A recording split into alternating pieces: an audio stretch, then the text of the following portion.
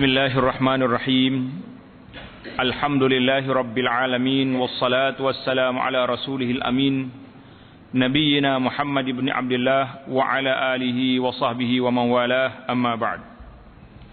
Pelajaran kita dalam kitab Anak Kunci Syurga. Dalam bahasa Arab disebut Miftahul Jannah. Nak masuk syurga, cari kunci dulu. Mudah-mudahan dengan ada kunci kita akan jumpa rumahnya. Sambungan kita dalam siri yang kelima.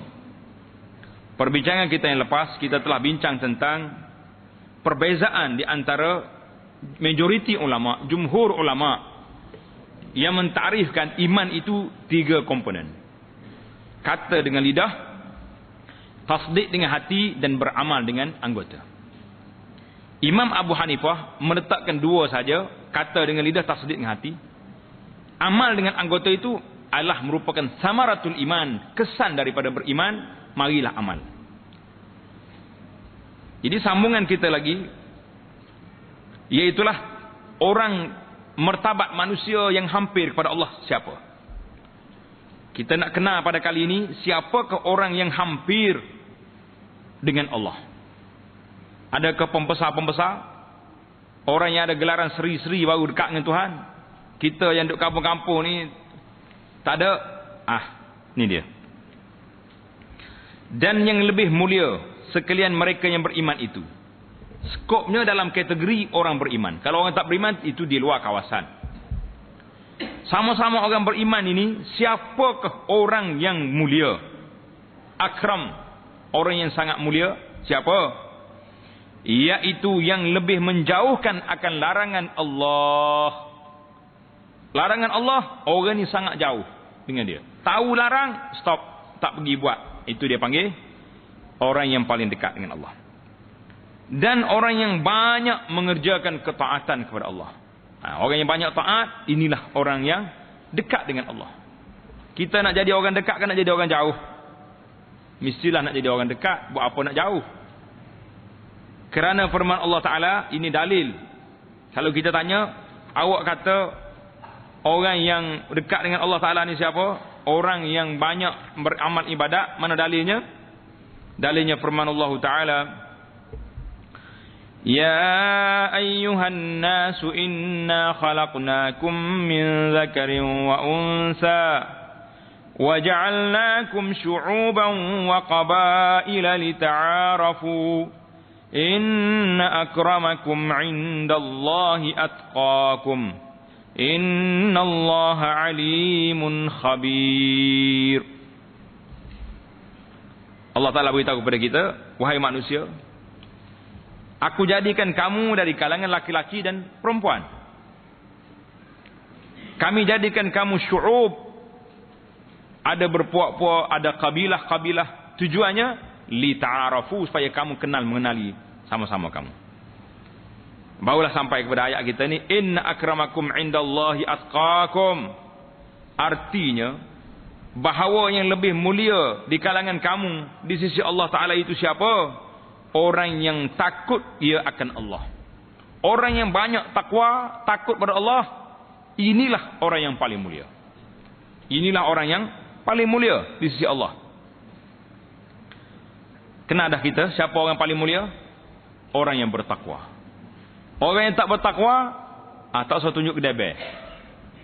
Besar mana dia pangkat atas dunia ni pun, dia duduk di mana? Dalam akhirat dia tidak jadi VIP, dia tidak jadi orang hebat. Tanda ayat kita inna akramakum indallah ini ayat Al-Hujurat ayat 13. Suratu Al-Hujurat, bilangan ayatnya 13. Dia tulis di sini 49 13. 49 itu maknanya nombor surah. Nombor surah Al-Hujurat.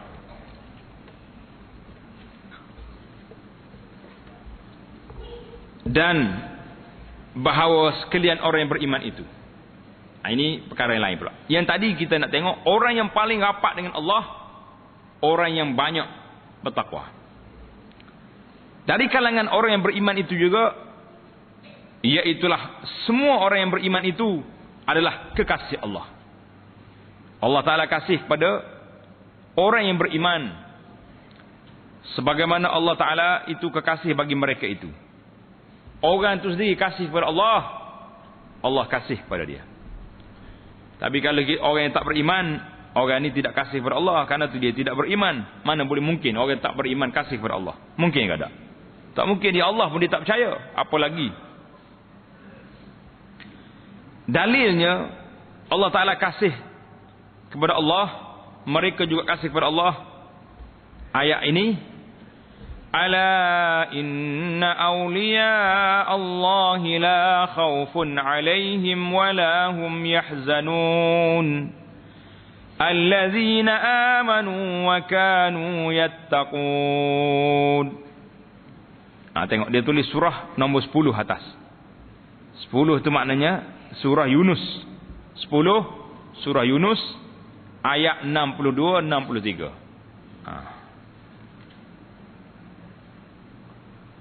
Maksudnya, artinya, ala, ambil perhatian wahai manusia, ingatlah, jaga-jaga bahawa awliya Allah. Tengok, wali-wali Allah. Wali Allah tu siapa? Awliya Tuhan sebut di sini, ala inna awliya Allah. Wali-wali Allah diterjemah di sini dengan mana kekasih Allah Ta'ala itu. Wali Allah mana orang yang Tuhan kasih. Kita kena betul kepahaman kita tentang wali. Masyarakat Melayu ni kalau kata wali, dia duk nampak siapa? Dia tak nampak buat kita ni. Ni lekeh belakang buat ni. Duk ngaji kita rekah kita ni, tak jadi. Dia kena wali ni, orang tarah-tarah hebat. Baju tak basuh, rambut panjang bercekosen. Dia kata ni wali ni. Baju cari, duk tidur masjid. Ada pernah kita pergi satu masjid, ada pakcik tua hak serebeh duk tidur masjid. Kata orang azan ni, kenapa tak kejut pakcik tu? Dia tak boleh kacau, dia wali tu. Kata orang bel dia tak bangun tu wali. Dia kata boleh jadi dia pergi semayang Mekah. Dia tidur tergelung situ, dia semayang di Mekah. Kita pun bisik jugalah dengan orang kampung tu. Kata bagi saya ni, orang lagu ni tidak wali. Kena baca bagi hatah. Wala nama dia. Wali ni orang yang paling takut pada Allah. Ini orang azan tak bangun ni, bukan orang takut ni. Pelik orang Melayu ni. Dia suka tengok barang-barang pelik. Kalau tak boleh orang tua serebeh baju ni, jenis rambut bergosen tak. Nabi kita sallallahu alaihi wasallam panjang rambut dia, tapi sangat teliti, terurus, comel rambut. Kan Nabi kata khamsun minal fitrah. Di antara perkara sunan fitrah tu, potong misal dia, kerak comel-comel, taruh janggut, bersih, bukannya duduk serebeh begitu. Jadi ni, ala inna awliya Allah, wali-wali Allah Ta'ala itu, bahawa sekalian kekasih Allah Ta'ala itu tiada takut bagi mereka dan mereka tidak duka cita. La khaufun alaihim wa lahum yahzanun. Siapa sifat dia? Siapakah ciri mereka yang takut pada Allah, yang dianggap sebagai wali Allah Ta'ala itu siapa? Allazina amanu wa kanu yattaqun. Iaitulah mereka yang beriman dan mereka bertakwa kepada Allah. Ini ciri. Setiap orang beriman, maka dia wali. Kalau ada takwa dalam diri dia lagi, naik taraf darjat tinggi lagi. Lagi tinggi tingkatan takwa dia kepada Allah, lagi dekat dia, lagi wali dia, lagi taraf tinggi kepada Allah. Jangan duk cari pelik-pelik kat kita ni. Ni kalau wali ni syarat tu. Setengah orang dia kadang-kadang salah guna istilah wali lah, istilah karamat. Dia ni keramat ni, tahu belaka benda-benda. Sedangkan dia tu ahli sihir. Kita tak nak bezakan di antara karamat dengan sihir. Ada Allah Ta'ala beri pada makhluk dia ni yang boleh buat benda-benda yang pelik. Dia panggil di luar daripada kharqul adah. Tapi kita tengok kategori dia siapa. Adakah dia salat, adakah dia orang yang beramal dengan Islam ataupun tidak. Jangan bertukar. Dan kerana ayat ini kita sudah surah yang ke-10 yang di surah Yunus. Dan kerana firman Allah Ta'ala, Allahu waliyyul ladzina amanu yukhrijuhum minadh dhulumati ilan nur. Surah nombor 2 surah apa? Dia tulis ke atas tu nombor 2. Surah apa nombor 2? Surah Al-Baqarah. Tengok dalam Quran kan. Dalam Quran ada berapa surah? 114 surah semua. Ingat. Ayatnya 257. Artinya, bermula Allah Ta'ala itu kasih bagi sekalian orang yang beriman. Allah waliyu. Wali itu pemimpin. Waliyul ladzina amanu. Pemimpin, wali, penjaga, kasih kepada orang-orang yang beriman. Mengeluarkan ia akan mereka daripada gelap kufur kepada cahaya iman. Yakni menjadikan ia akan mereka itu orang yang beriman. Ini habislah kita tentang siapakah kekasih Allah. Tulis kat tepi kitab tu, tajuk kecil dia, kekasih Allah. Mula-mula tadi, orang yang mulia di sisi Allah. Lepas ni, tulis kat tepi, rukun iman. Kita berpindah kepada tajuk yang baru pula, iaitulah arkanul iman, rukun-rukun iman. Jadi dalam muqaddimah kitab kunci ini, penulisnya rahimahullah menyusun dengan cara dia letak perbahasan tentang tauhid. Peringkat awalnya tauhid, akidah, lepas tu baru dia masuk fiqh. Dan rukun-rukun iman itu 6 perkara. Pertama, membenarkan, percayakan akan Allah Ta'ala. Letak nombor kat situ. Dan kedua, membenarkan akan sekalian malaikatnya, beriman pada adanya malaikat. Itulah dalam bahasa kitab Mastikah hadis, dia guna beriman kepada adanya malaikat. Sudah. Sebab kita beriman pada malaikat, kita tak tengok dia, kita tahu beriman kepada adanya malaikat. Dan ketiga, beriman akan segala kitab-kitabnya, yang kitabnya Allah Ta'ala turunkan. Dan keempat, membenarkan akan sekalian rasul-rasulnya. Kita percaya kepada rasul-rasul alaihimus salatu wassalam. Rasul datang untuk apa? Untuk membimbing manusia menjadi manusia yang betul. Dan yang kelima, membenarkan, percayakan. Membenarkan maknanya percayakan akan hari akhirat. Ada hari akhirat inilah yang memisahkan di antara manusia dengan bukan manusia. Dan yang keenam, percaya akan qadar, baiknya dan jahatnya. Kita percaya kepada qada dan qadar, khairihi wa syarrihi. Seperti iman dan taat, dan kufur dan maksiat. Dia ada iman dan taat, kufur dan maksiat, lawan dua tu. Dua sama dua lawan. Kerana Jibril alaihissalam, ingat ke tidak dalam hadis yang panjang, Jibril mari tanya Nabi sallallahu alaihi wasallam. Dia tanya apa? Akhbirni anil Islam, akhbirni anil iman. Kan hadis, dia panggil hadis Jibril. Jibril mari tanya Nabi, apa dia Islam, apa dia iman? Katanya, dia tanya Rasulullah sallallahu alaihi wasallam, fa akhbirni anil iman. Hadis ni kita potong, ambil di tempat imannya. Hak ihsan, salat atau panjang. Qala an tu'mina billah wa malaikatihi wa kutubihi wa rusulihi wal yaumil akhir wa tu'mina bil qadari khairihi wa syarrihi.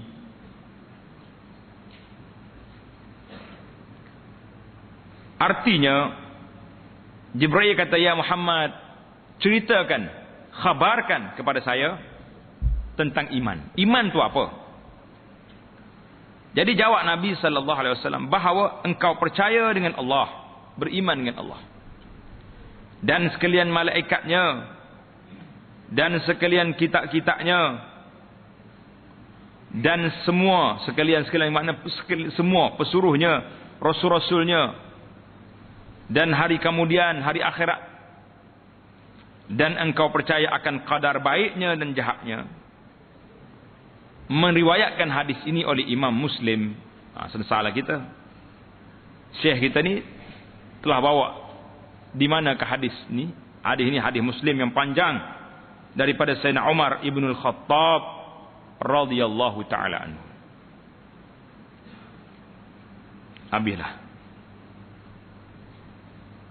Habislah rukun iman. Masuk kepada tajuk baru pula, iaitulah tugas-tugas Rasul. Tugas Rasul apa dia? Tanda kat tepi itu baru jumpa tajuk. Dan bahawa Allah Subhanahu wa ta'ala menyuruh, memerintahkan akan beberapa orang Rasul untuk menyampaikan perintahnya. Allah perintahkan kepada Rasul untuk menyampaikan perintahnya kepada umat, kepada sekalian manusia dan jin. Nabi kita Muhammad sallallahu alaihi wasallam telah diperintahkan supaya kepada jin dan manusia. Dan daripada turunnya wahyu yang pertama dulu sampai ke akhir kiamat, perintah Nabi itu, perintah Allah Ta'ala itu yang dibawa oleh Nabi sallallahu alaihi wasallam berjalan terus sampai ke kiamat. Ini dia panggil ciri-ciri keistimewaan Rasulullah sallallahu alaihi wasallam yang tidak ada pada nabi-nabi anbiya alaihi wassalatu wassalam yang lain. Nabi lain ramai, berapa bilangan kita tengok lepas ni. Cuma yang membezakan dia dengan nabi kita siapa? Nabi kita diutuskan pada manusia seluruhnya, kepada jin seluruhnya, dan dakwah dia, risalah dia berterusan sampai ke akhir kiamat. Cuma orang terima tak terima tu bukan kerja kita. Yang pentingnya Nabi telah menyampaikan apa yang ditugaskan kepadanya. Ya ayyuhar rasul balligh ma unzila ilaika itu telah selesai. Kerana firman Allah Ta'ala, a'udzubillahi minasyaitanir rajim, wa laqad arsalna min qablika rusulan ila qaumihim فجاءوهم بالبينات فانتقمنا من الذين أجرموا وكان حقا علينا نصر المؤمنين. Surah 30 iaitulah surah Ar-Rum. Surah Ar-Rum ayat 47. Maksudnya, dan demi Allah, sesungguhnya kami telah mengutusi, telah membangkitkan sebelum daripada engkau beberapa orang Rasul, pesuruh kepada umat-umat mereka. Tanda situ, imak mereka, tamatlah terjemahan ayat yang ada di dalam kitab. Ayat yang seterusnya, Nabi kata, Allah Ta'ala kata apa? Faja'uhum bil bayinat. Semua Rasul telah membawa kepada umatnya bayinat, keterangan-keterangan yang nyata. Fantaqamna minal ladzina ajramu, kami ambil tindakan terhadap orang-orang yang jahat tak mau ikut Nabi. Wa kana haqqan alaina nasrul mu'minin, menjadi hak tanggungjawab kami memberi bantuan pertolongan kepada orang-orang yang beriman. Orang beriman jangan takut, Allah Ta'ala janji nak beri bantuan. Ar-Rum ayat 47. Kita pergi pula kepada sifat Rasul. Sifat-sifat Rasul itu apa? Dan adalah semua Rasul itu benar. Ini sifat dia benar. Sidqun. Yang kita belajar dalam kitab kita, Fardu Ain kata, sifat Rasul ni sidqun. Mari orang Melayu, sifat Rasul nama Sidik. Jadi dia tukar. Ingatkan Rasul tu nama Sidik pula dah. Jangan tukar. Sidqun. Bahasa Arab kata. Tapi jadi Melayu dah Sidik ni. Sidik jadi Melayu. Dan adalah mereka itu cerdik. Apa sifat cerdik yang kamu belajar dalam Fardu Ain? Fatanah. Tulis kat situ. Benar, sidq. Cerdik, fatanah. Dan menyampaikan adalah Rasul itu benar satu, dan terpelihara daripada yang dilarang. Sifat apa tu? Amanah. Nabi kita tak buat benda-benda yang tak baik. Dan menyampaikan segala yang disuruh untuk mereka menyampaikannya. Ini sifat yang keempat, namanya tabligh. Sifat para nabi tabligh, iaitulah menyampaikan kepada umatnya apa yang diperintahkan oleh Allah Azza wa Jalla.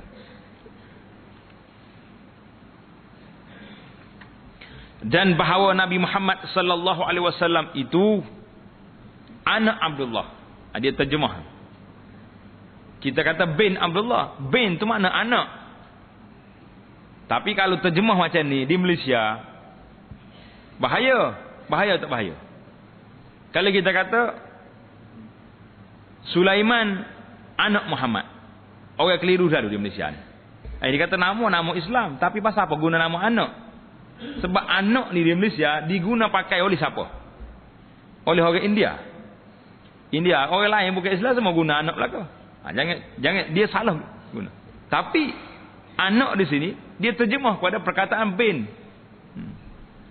Waktu anak mula-mula pergi ke Madinah dulu, kita berkawan dengan budak-budak Afrika. Budak Afrika dia tak kata bin, dia kata bun. Bila dia baca kitab, ustaz suruh baca dalam kelas, dia kata Muhammad bun Abdullah. Kata mari mana pula ni bun pula. Ni berbaris depan dia jadi bun. Kata jumpa ke dia. Rupa orang Afrika ni, kita sini baca bin baris bawah, dia bun baris depan. Jangan ada orang baca ban Muhammad bin ban Abdullah pula ke apa ni. Muhammad bin Abdullah. Mana Muhammad anak Abdullah. Abdullah anak Abdul Muttalib. Anak Hashim. Dia tak baca semua keturunan Nabi. Banyak lagi lah, panjang lagi. Nabi kita ni apa sifat dia? Hamba Allah Ta'ala dan Nabinya. Dia ni seorang hamba dan Nabi.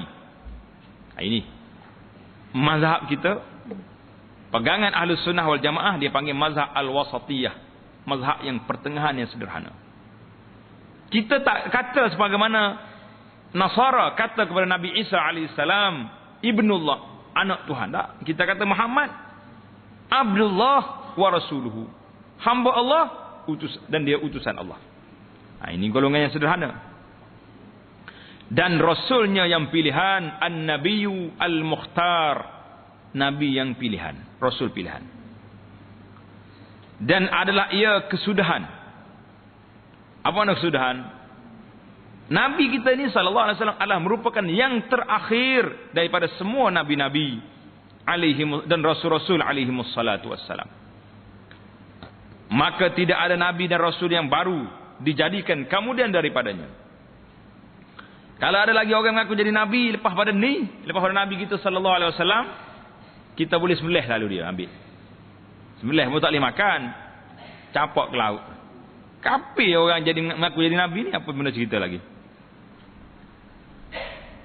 Dan sesiapa mengaku nabi kemudian daripadanya, maka adalah ia kafir. Seperti Ghulam Ahmad Qadiani. Ini manusia yang bahaya ni. Dan jadi kafir pula mereka yang membenarkannya, seperti yang membenarkan akan Ghulam Ahmad Qadiani itu.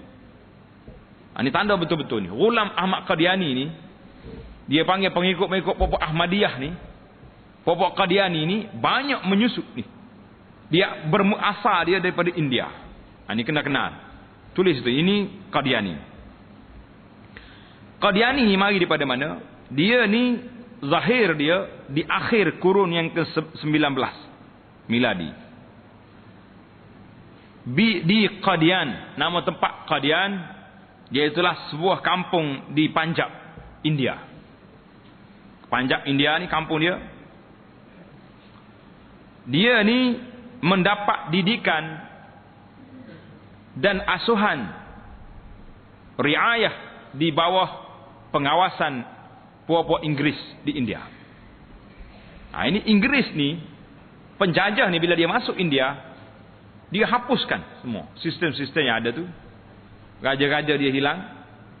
Berbeza dengan dia mari Malaysia. Dia mari Malaysia, dia kekalkan raja. Sebab orang di India memberontak lawan dia kuat. Jadi sini bila dia berlindung, dia tak buang raja. Ia menyebabkan kita ingat ke raja ada, tapi raja ketika itu pun duduk di bawah telunjuk dia lah, telunjuk apa ni, British, orang putih. Jadi Mirza, tanda dia, nama dia Mirza Ghulam Ahmad Qadiani. Mirza Ghulam Ahmad Qadiani ni yang dilahirkan pada tahun 1265 Hijri di Qadian di Punjab, India. Pada peringkat awal, ni tengok orang nak jadi ajaran sesat ni, dia begini cara. Dia peringkat awal dia ni aktif dia sebagai seorang pendakwah. Kemudian dia tengok ramai orang ikut dia, dia dakwa dia sebagai mujaddid dan mulham, orang yang mendapat ilham daripada Allah. Dia tengok ramai lagi berikut dia, dia dakwa dia sebagai Imam Mahdi. Tengok. Dia kalau orang pergi ke lorong Mahdi, sesat akan berlaku. Sama juga dengan depak kita ni. Sudah ada badan dakwah di Malaysia ni yang dulunya aktif dan dakwah, didik orang pengikut dia ramai, akhir sekali jadi abuya. Lepas abuya, anak jadi Mahdi. Tapi tak ada sempat jadi Mahdi. Kalau lock dia, kalau kita biarkan mungkin jadi. Itu. Lepas jadi Mahdi, dia kata apa pula? Dia ni adalah gambaran kepada Nabi Isa AS. Wakil Isa, aku ni wakil pada Isa. Tak lama lepas pada tu, dia kata dak, Allah Ta'ala dah naik tarah dia ni, dia sendiri tu Nabi Isa dah. Nak kata apa? Dia yang gila lagu ni, lagu tu lah jadi. Hak dia gila tak apa. Yang kita bimbang hari ni, pengikut Qadiani ni ramai di tempat kita. Ada maklumat mengatakan pengikut Qadiani ramai. Orang perempuan ni tak tahu dia ni Qadiani, dia kahwin. Bila dah kahwin, oh rupanya suami dia ni pengikut Ahmad ni, ulam Qadiani. Macam mana nak buat? Jadi pasal itulah sekarang ni tak tahu macam mana pihak kerajaan nak bertindak kepada puak-puak Qadiani. Kita beri cadangan bahawa kita mengisytiharkan Qadiani ni adalah ajaran kafir, bukan ajaran Islam. Biar tentu siapa dia masuk Qadiani, mana dia bukan orang Islam. Barulah orang perempuan ni tidak keliru. Kalau tidak, dia keliru dia jadi. Qadiani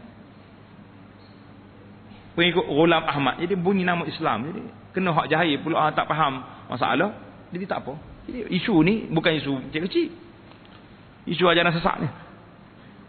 Jadi Qadiani ni, contoh di sini, Qadiani kafir sebab dia mengaku jadi Nabi Isa lah, apa-apa benda. Dia tu tak apalah, mati dari dia. Pengikut-pengikut dia yang mempercayai, membenarkan ajaran Ghulam Al-Qadiani ni juga menjadi kafir. Wal'iyazubillah. Kerana firman Allah Ta'ala, walakin Rasulullah wa khataman nabiyyin. Allah Ta'ala sebut dalam Al-Quran, ma kana Muhammadun aba ahadim min rijalikum walakin Rasulullah wa khataman nabiyyin wa kana Allahu bikulli syai'in alima. Surah 33 Suratul Ahzab ayat 40. Allah kata apa? Maka Muhammadun aba ahadin. Muhammad itu bukan bapa kepada seorang laki-laki di kalangan kamu. Tetapi dia adalah Rasulullah wa khataman nabiyyin. Ni. Dan dia penyudah, penamat, penkhatam bagi sekalian nabi. Nabi tak ada lagi lepas pada dia.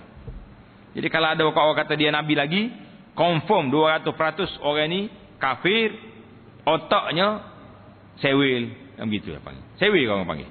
Otak tak betul ni. Sewil. Ada lagi nabi lepas pada nabi. Yang baru ni kita tengok dalam berita, ni hak mengaku nabi Melayu ni. Apa nama? Dia mengaku jadi nabi Melayu, tak apalah dia tolol dah jadi nabi. Hak lebih enggar lagi, orang Kelantan kata enggar. Tahu enggar? Hak lebih enggar lagi, lebih tak pok lagi, orang ikut dia tu. Allahu Akbar. Tengok dalam berita sengih suka. Dia kata awak ikut Nabi Muhammad tu, apa jaminan awak masuk syurga? Nabi aku ni, Nabi Melayu ni, jamin sudah aku ni ahli syurga. Kata tak ada arah. Undang-undang Islam tidak berjalan di sini. Kalau tidak, kita pancur ke habis pun ni. Guna undang-undang apa saja yang ada. Boleh main-main dengan agama macam ni. Dan sabda Rasulullah sallallahu alaihi wasallam dalam hadis yang panjang, Nabi kata apa? Nabi kata dalam hadis Bukhari, tanda cerita hadis ni, kanat Banu Israel tasusuhumul anbiya. Bani Israel dipimpin, siasah mereka, ahli politik mereka, pemimpin mereka nabi-nabi alaihi wassalatu wassalam. Nabi jadi ketua, pemimpin dia. Kullama halaka nabiyyun khalafahu nabi. Bila mati seorang nabi, mari nabi lain pula Tuhan lantik dia. Wa innahu la nabi ya ba'di, tapi aku ni tak ada lagi nabi lepas pada aku. Aku wafat, khatam, nabi tak ada. Wa sayakunu khulafa fayaksurun. Panjanglah hadis tu. Nak ceritanya nabi kata la nabi ya ba'di. Hadis ini tanda di situ diriwayat oleh Imam Al-Bukhari daripada Abi Hurairah radhiyallahu taala anhu.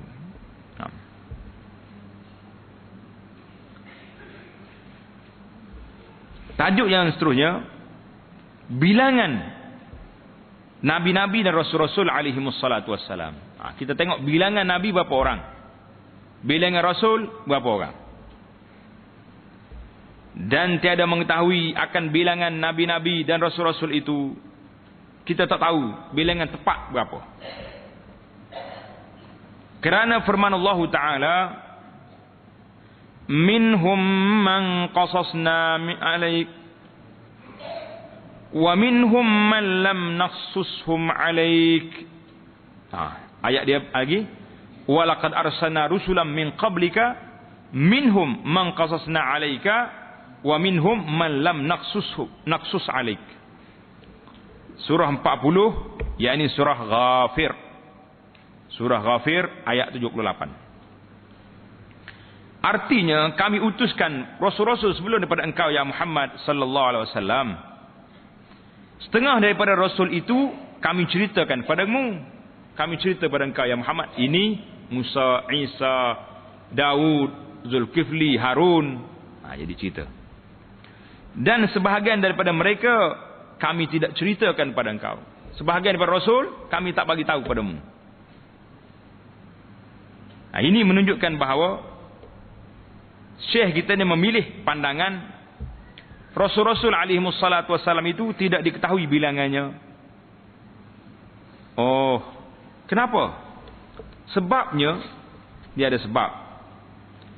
Sebabnya tidak ada riwayat yang sahih daripada Nabi sallallahu alaihi wasallam yang menunjukkan bilangan para nabi. Kata ulama ahlul ilmi berbeza pandangan tentang bilangan nabi dan rasul alaihi wassalatu wassalam. Ada beberapa hadis yang menyebut tentang bilangan nabi. Di antaranya hadis Abu Dzar. Orang tanya Nabi, berapakah bilangan anbiya? Kamil anbiya, berapa bilangan nabi? Mi'atu alfin wa arba'atun wa ishruna alfan. Jawapan dalam hadis ni dia kata bilangan nabi itu 124,000 orang. Tanda situ. Bilangan nabi berapa? 124,000.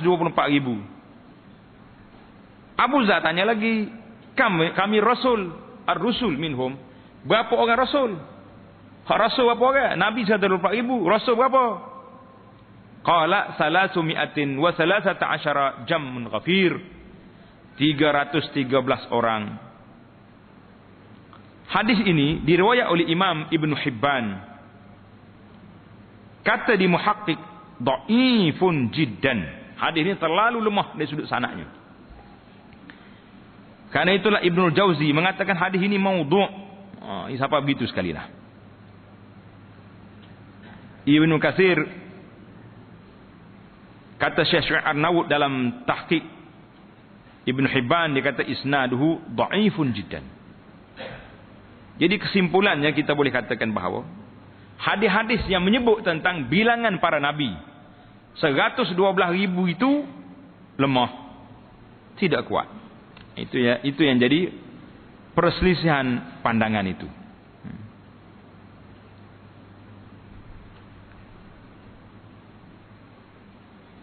Jadi ada juga sebagian ulama mengatakan hadis itu boleh diterima.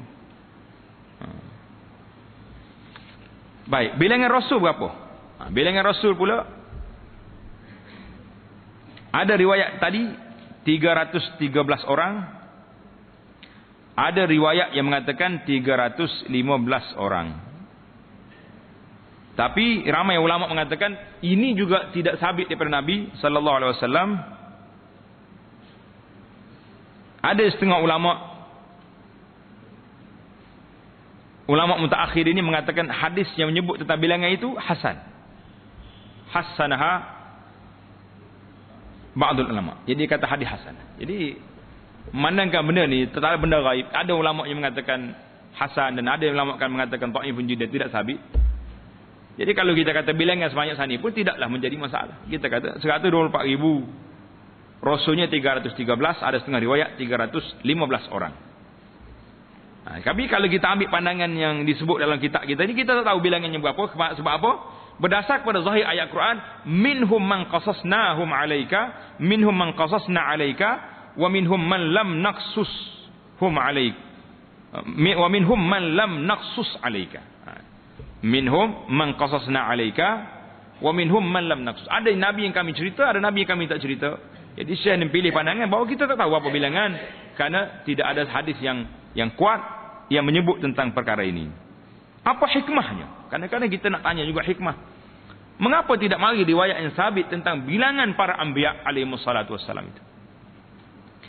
Jadi kalau kita tengok satu persatu, wallahu taala alam, kita boleh katakan cara andaian kitanya bahawa apa yang disebut dalam Al-Quran, seramai 25 orang Nabi itu sudah memadai untuk kita mengambil pengajaran, pengiktibaran daripada perjuangan mereka.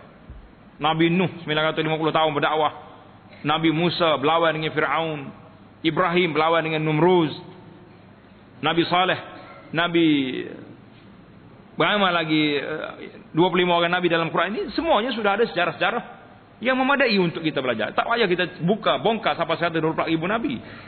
25 orang ni pun tak apa ingat. Kau ingat? Ingat tak ingat? Nak suruh ingat, masuk pasti semula. Kalau masuk pasti semula, ingat. Anak kita di pasti jangan main. Dia hafal nama-nama Nabi tak? Tapi ayah dia, atuk dia, tak ingat. Ini jadi masalah juga ni. Malu kita ke cucu.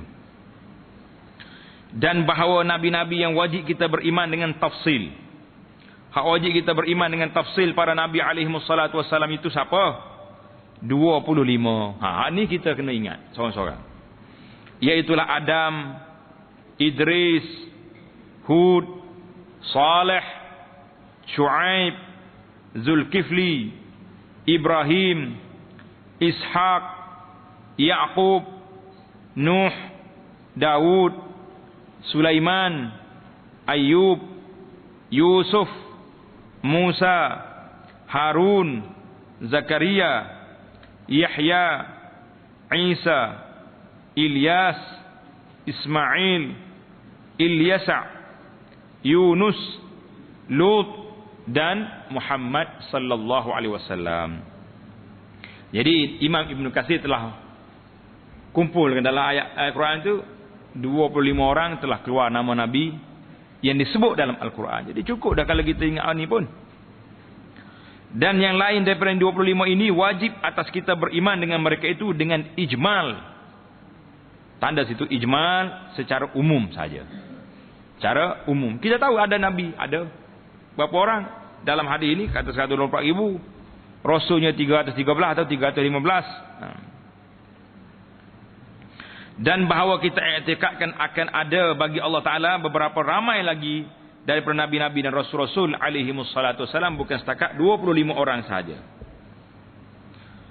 Dan makna wajib beriman dengan tafsil itu secara terperinci. Ingat, ijmal secara umum, tafsil secara terperinci. Apa makna kita wajib beriman secara terperinci dengan 25 orang Nabi ini? Apa artinya? Bahawa jika ditanya daripada seseorang daripada mereka itu, nescaya tiada diingkar ia akan kenabiannya. Jadi itu kan dari tafsir. Jadi kalau orang tanya Nabi Nuh ni Nabi ke tak? Nabi. Mana mau tahu? Dalam Quran ada. Jadi sedap jawapannya. Dan tidak ingkar pula kerasulannya, maka sesiapa ingkar ia akan kenabian seorang daripada mereka itu yang 25 atau kerasulannya, nescaya jadi kafir ia. Itu perbahasannya. Cuma ada setengah ulama dia bahas tentang Nabi Adam alaihissalam. Apakah Adam tu nabi? Apakah dia rasul? Itu dia, perbahasan tu banyak. Jadi kita nak kata terus angkat borong orang yang tak percaya. Dia bukan tak percaya, dia percaya. Tapi jawatan mana dia pegang? Adalah perbahasan-perbahasan. Jadi kita tak nak masuk teliti, terperinci. Cukup kita mengatakan bahawa nabi disebut dalam Quran itu 25 orang. Itu disebut dalam Quran. Tetapi orang awam, orang ramai, kebanyakan orang ini tidak dihukum ke atasnya dengan kufur, dengan kafir, melainkan jika ingkar ia, kemudian daripada diajar akan dia. Jadi orang yang jahil, orang yang tak erti, kita kena ajar dulu, lepas tu baru kita jatuhkan hukuman. Jangan hukum dulu baru ajar. Dan tiada dikendaki akan wajib menghafaz nama-nama mereka itu. Tak wajib kita ingat, tapi kena tahu. Tapi kalau tahu, bagus. Jangan pula bila kata, awak hafal nama Nabi. Tak wajib. Jadi kalau kita tak tahu, kadang-kadang jangan duduk perlekeh orang yang tahu. Kalau cucu kita boleh baca, jangan pula kata, awak apa pelik.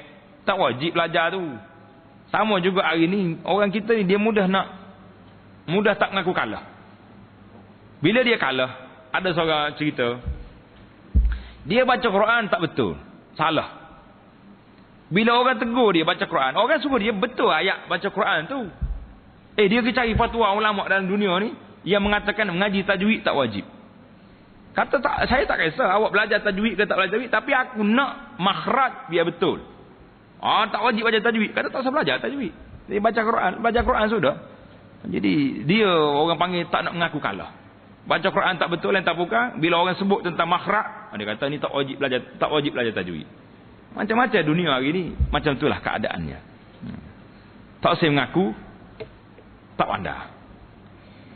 Nak tunjuk hebat, undur ke belakang tak sama sekali. Kita kalau kita rasa benda yang kita tak ingat, tak tahu, kata maaf saya dalam bab ni kurang, tak erti, tidak arif, sesama saya tanya orang lain. Jadi tak mengaku tak. Bila orang tegur, buat cari fatwa orang tu, petua orang ni pula. Macam-macam ceritalah. Dan berkata Al-Allamah Al-Amir. Siapa dia Al-Allamah Al-Amir ni? Muhammad bin Muhammad Al-Amir. Ada satu kitab ni nama dia Hasyatu Al-Allamah Al-Amir ala Syarh Syekh Al-Imam Abdus Salam ala Al-Jawharah fi ilmi Tauhid. Jadi kita ni kalau orang belajar akidah ataupun tauhid mengikut aliran mazhab al-Asy'ariyah yang menjadi majoriti umat kita di Malaysia ni, dia kena kenal lah kitab ni. Kitab Hasyatul Amir, kitab Syarah Abdus Salam ala Jawharatit Tauhid. Jadi macam-macam kitab. Jadi kita nama-nama kitab ni kita kena tahu. Baru kita tahu ni kitab apa ni. Tulis Al-Amir tu nama penulis kitab dia dalam hasyah kepada kitab Abdus Salam pada Tauhid mengikut aliran mazhab Al-Asy'ariyah. Kata Al-Allamah Al-Amir bahawa jahil akan seorang daripada mereka itu yang 25 mudarat ia pada diri iman, akan beri kesan pada iman. Dan pada barang yang diketahui dengan darurat. Benda yang kita darurat, mesti kena tahu. Darurat, orang semua tahu. Siapa dia? Muhammad sallallahu alaihi wasallam. Jadi kalau dia kata Muhammad pun dia tak tahu juga, maka ni berat ni, memudarat pada iman. Dan adapun umpama al-yasa', maka ramai orang-orang awam tidak mengetahui mereka itu akan namanya. Sama telah kerasulan al-yasa', Ilyasa. Siapa Ilyasa? Maka yang zahir bahawa Ilyasa seperti yang lain daripada yang mutawatir, tiada dibilang, tiada dikira akan dia kufur, melainkan dengan inat. Apa dia inat? Keras kepala. Kemudian daripada diajarkan akan dia, intaha wallahu a'lam. InsyaAllah kita akan sambung bincangan yang akan datang. Dan bahawa Allah Ta'ala kurniakan bagi sekalian Rasulnya beberapa mu'jizat. Kita akan belajar tengok mukjizat Rasul. Mukjizat ni benda yang pelik, yang ajaib, yang berlaku pada Rasul-Rasul alaihi wassalatu wassalam. Cerita dia insya-Allah kita akan sambung di dalam perbincangan kita yang seterusnya. Subhanakallahumma bihamdika asyhadu an la ilaha illa anta astaghfiruka wa atubu ilaik. Wa sallallahu ala nabiyyina Muhammadin wa ala alihi wa sahbihi ajma'in walhamdulillahi rabbil alamin.